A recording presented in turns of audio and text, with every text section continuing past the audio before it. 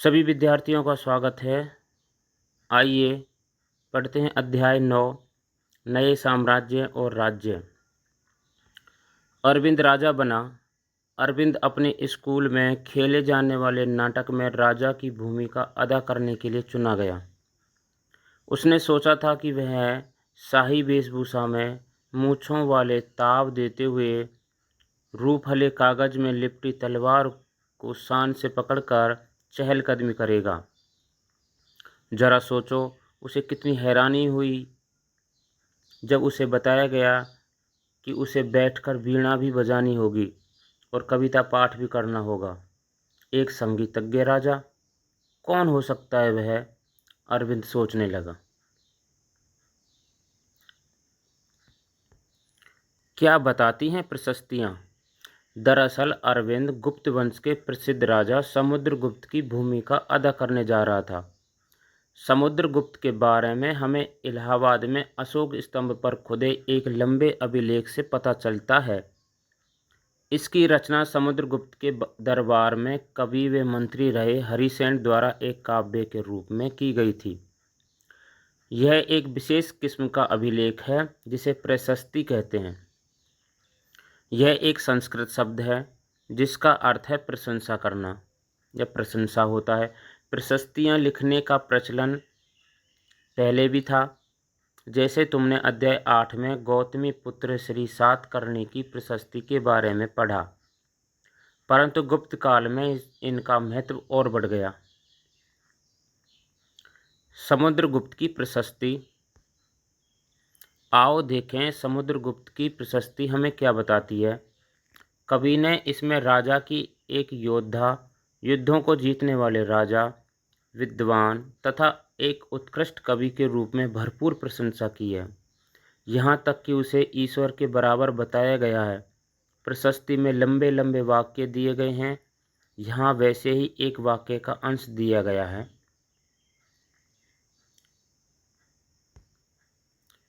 योद्धा समुद्रगुप्त, जिनका शरीर युद्ध मैदान में कुठारों, कुल्हाड़ियों, तीरों, भालों, बर्छों, तलवारों, लोहे की गदाओं, नुकीले तीरों तथा अन्य सैकड़ों हथियारों से लगे घावों के दाग से भरे होने के कारण अत्यंत सुंदर दिखता है।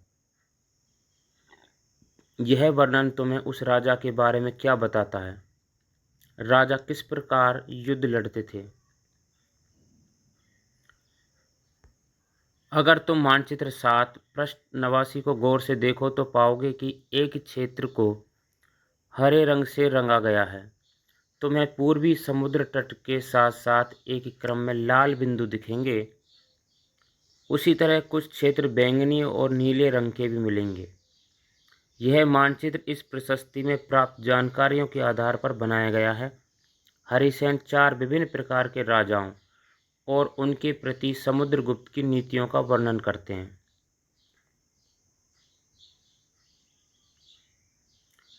ये जो आप सिक्के देख रहे हैं, इनमें वीणा बजाता हुआ राजा है, यानी वीणा बजाने वाला राजा।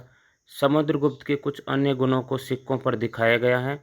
जैसे इस सिक्के में उन्हें वीणा बजाते हुए दिखाया गया है।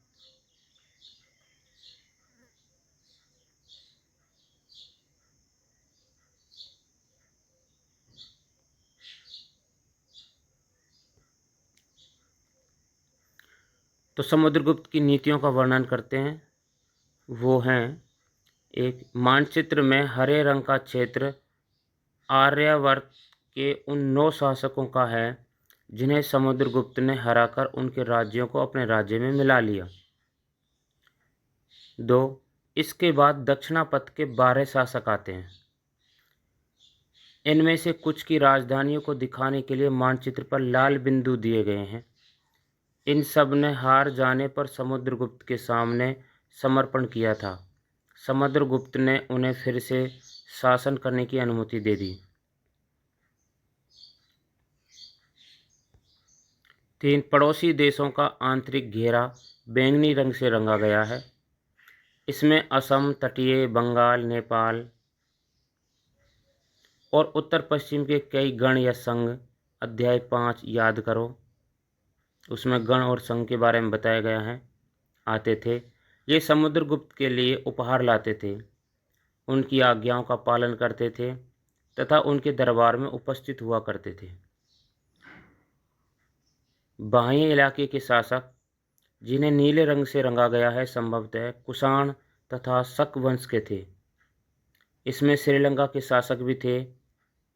इन्होंने समुद्रगुप्त की अधीनता स्वीकार की और अपनी पुत्रियों का विवाह उससे किया।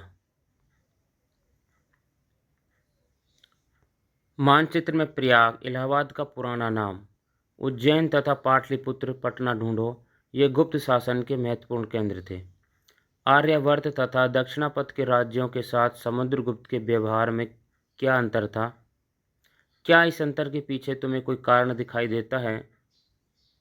ये आपको मानचित्र 7 प्रमुख नगर और राज्य दिखाया जा रहा है। इस मानचित्र को बड़े ध्यान से देखिए। पूरे पाठ में इस मानचित्र के बारे में ही बताया गया है, इन प्रमुख केंद्रों के बारे में। ये नगर हैं जो आप काले रंग के बिंदु हैं, ये प्रमुख नगर। लाल कलर के जो बिंदु हैं वो गुप्त वंश द्वारा जीते गए नगर हैं। यहाँ पे ये आंतरिक राज्य हैं, ये बाहरी राज्य हैं, और ये आर्यावर्त के राज्य हैं, आर्यावर्त। इस तरह से मानचित्र का अध्ययन आप ध्यान से करें। विक्रम संवत 58 ईसा पूर्व में प्रारंभ होने वाले विक्रम संवत को परंपरागत रूप से गुप्त राजा चंद्रगुप्त द्वितीय के नाम से जोड़ा जाता है, और ऐसा कहा जाता है कि उन्होंने शकों पर विजय के प्रतीक के रूप में इस संवत की स्थापना की तथा विक्रमादित्य की उपाधि धारण की थी। वंशावलियाँ, अधिकांश प्रशस्तियाँ शासकों के पूर्वजों के बारे में भी बताती हैं। यह प्रशस्ति भी समुद्रगुप्त के पितामह यानी कि परदादा, दादा, पिता और माता के बारे में बताती हैं। उनकी माँ कुमार देवी लिच्छवी गण की थी और पिता चंद्रगुप्त गुप्त वंश के पहले शासक थे, जिन्होंने महाराजाधिराज जैसी बड़ी उपाधि धारण की। समुद्रगुप्त ने भी यह उपाधि धारण की। उनके दादा और परदादा का महाराजा के रूप में उल्लेख है। इससे यह आभास मिलता है कि धीरे धीरे इस वंश का महत्व बढ़ता गया। इन उपाधियों को महत्व के हिसाब से सजाओ: राजा, महाराज, अधिराज, महाराजा। समुद्रगुप्त के बारे में हमें उनके बाद के शासकों जैसे उनके बेटे चंद्रगुप्त द्वितीय की वंशावली, पूर्वजों की सूची से भी जानकारी मिलती है। उनके बारे में अभिलेखों तथा सिक्कों से पता चलता है उन्होंने पश्चिम भारत में सैन्य अभियान में अंतिम शक शासक को परास्त किया। बाद में ऐसा विश्वास किया जाने लगा कि उनका दरबार विद्वानों से भरा था। इनमें से कुछ के बारे में जानकारी अध्याय 10 में मिलेगी। हर्षवर्धन तथा हर्षचरित। जिस तरह गुप्त वंश के शासकों के बारे में अभिलेखों तथा सिक्कों से पता चलता है, उसी तरह कुछ अन्य शासकों के बारे में उनकी जीवनी से पता चलता है। ऐसे ही एक राजा हर्षवर्धन थे, जिन्होंने करीब 1400 साल पहले शासन किया। उनके दरबारी कवि वानभट्ट ने संस्कृत में उनकी जीवनी हर्षचरित लिखी है। इसमें हर्षवर्धन की वंशावली देते हुए उनके राजा बनने तक का वर्णन है। चीनी तीर्थयात्री स्वांतसांग, जिनके बारे में तुमने अध्याय 8 में पढ़ा है, काफ़ी समय के लिए हर्ष के दरबार में रहे। उन्होंने वहाँ जो कुछ देखा उसका विस्तृत विवरण दिया है।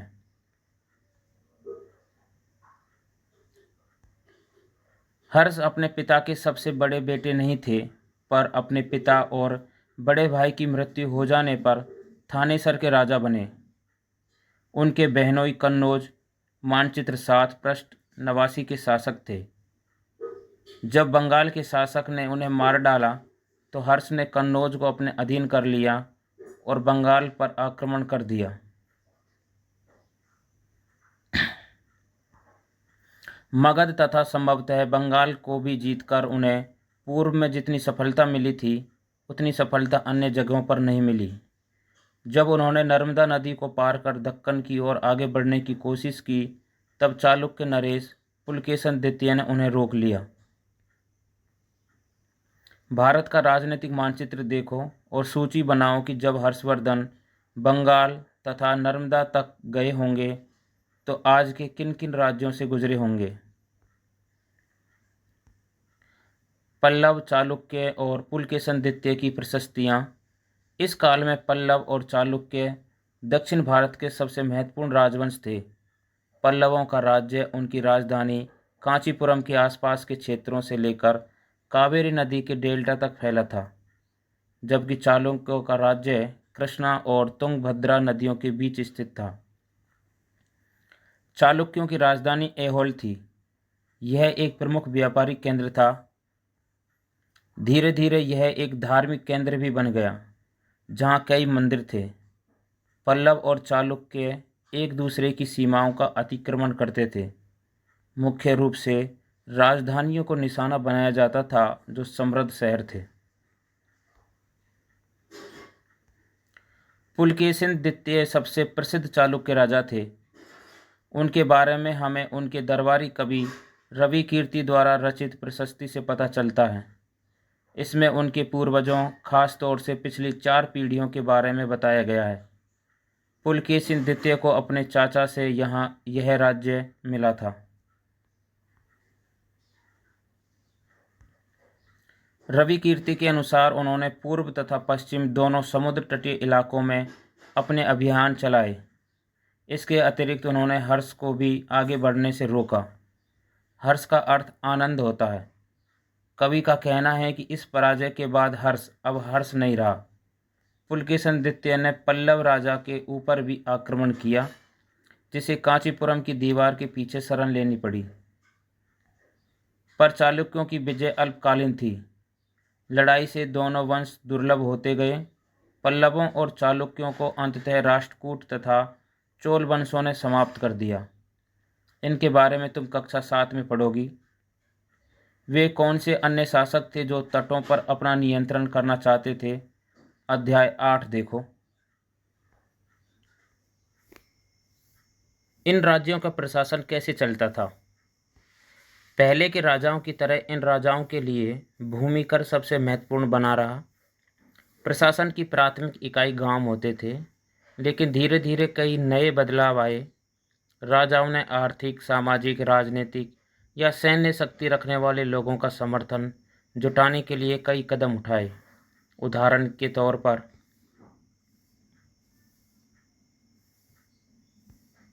कुछ महत्वपूर्ण प्रशासकीय पद आनुवंशिक बन गए, अर्थात बेटे अपने पिता का पद पाते थे, जैसे कि कवि हरिसेन अपने पिता की तरह महादंड नायक अर्थात मुख्य न्याय अधिकारी थे। कभी कभी एक ही व्यक्ति कई पदों पर कार्य करता था, जैसे कि हरिसेन एक महादंड नायक होने के साथ साथ कुमारामात्य अर्थात एक महत्वपूर्ण मंत्री तथा एक संधि विग्रहिक अर्थात युद्ध और शांति के विषयों का भी मंत्री था। संभवतः वहाँ के स्थानीय प्रशासन में प्रमुख व्यक्तियों का बहुत बोलबाला था। इनमें नगर श्रेष्ठी यानी मुख्य बैंकर या शहर का व्यापारी, सार्थवाह यानी व्यापारियों के काफिले का नेता, प्रथम कुलिक अर्थात मुख्य शिल्पकार तथा कायस्थों यानी लिपिकों के प्रधान जैसे लोग होते थे। इस तरह की नीतियाँ कुछ हद तक प्रभावशाली होती थी, पर समय के साथ साथ इनमें से कुछ व्यक्ति इतने अधिक शक्तिशाली हो जाते थे कि अपना स्वतंत्र राज्य स्थापित कर लेते थे। सोचकर बताओ कि अफसरों का पद आनुवंशिक कर देने में क्या क्या फायदे और क्या क्या नुकसान हो सकते थे। एक नए प्रकार की सेना।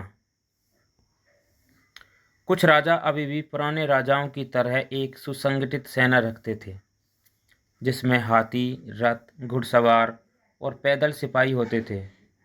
पर इसके साथ साथ कुछ सेना नायक भी होते थे जो आवश्यकता पड़ने पर राजा को सैनिक सहायता दिया करते थे। इन सेना नायकों को कोई नियमित वेतन नहीं दिया जाता था। बदले में इनमें से कुछ को भूमि दान दिया जाता था। दी गई भूमि से ये कर वसूलते थे, जिससे वे सेना तथा घोड़ों की देखभाल करते थे। साथ ही वे इससे युद्ध के लिए हथियार जुटाते थे। इस तरह के व्यक्ति सामंत कहलाते थे।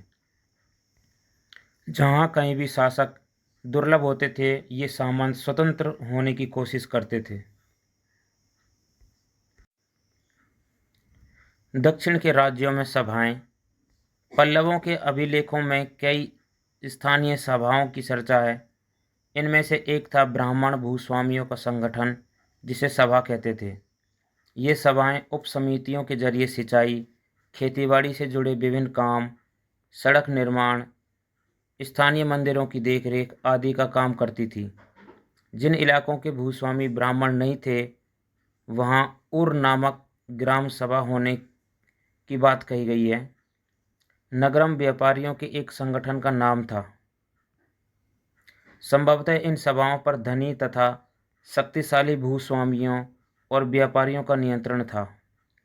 इनमें से बहुत सी स्थानीय सभाएं शताब्दियों तक काम करती रहीं। उस जमाने में आम लोग, जनसाधारण के जीवन की थोड़ी बहुत झलक हमें नाटकों तथा कुछ अन्य स्रोतों से मिलती है। चलो इसके कुछ उदाहरण देखते हैं। कालिदास अपने नाटकों में राज दरबार के जीवन के चित्रण के लिए प्रसिद्ध हैं। इन नाटकों में एक रोचक बात यह है कि राजा और अधिकांश ब्राह्मणों को संस्कृत बोलते हुए दिखाया गया है, जबकि अन्य लोग तथा महिलाएं प्राकृतिक बोलते हुए दिखाए गए हैं। उनका सबसे प्रसिद्ध नाटक अभिज्ञान शाकुंतलम दुष्यंत नामक एक राजा और शकुंतला नाम की एक युवती की प्रेम कहानी है।